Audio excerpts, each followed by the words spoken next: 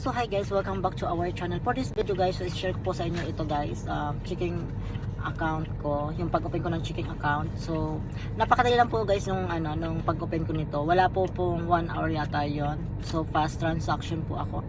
So 1 hour po, I think na-release na to sa akin. Pero pinapalitan to ko guys kasi wala pa siyang pangalan.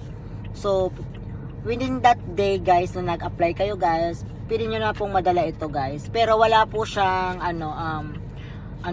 pangalan po sa account name. Pero ang ginawa ko guys is pinapalitan ko po siya guys. So nag-request ako ng mayroong pangalan. Itong isa wala siyang account name. So ayan, wala siyang account name. Pero dito sa guys sa isa meron na po ito guys. So ayan, nakapangalan po ito sa ating shop. So ayan, pakita ko sa inyo. Ayan. So yung pa nagre-request nito guys, bago to dumating sa inyo, 2 to 3 weeks ganyan guys bago dumating. So yan na nga guys, dun tayo sa requirements.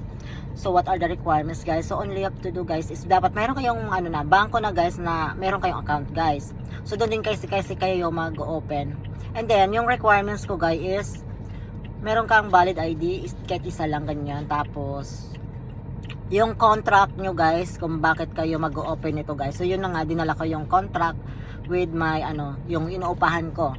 And then meron kang DTI, and then yung permit, mayor permit ganyan. So ayan, makaka-open ka na guys. Napakadali lang. So yun lang yung po yung requirements, napakadali po.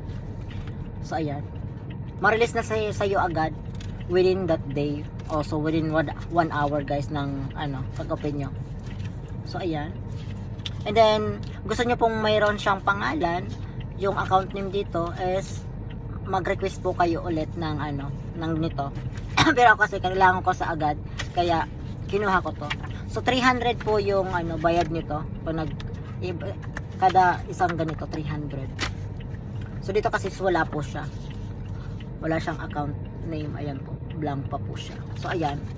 So yun guys, hope nakatulong guys. See you on my next video. Thank you.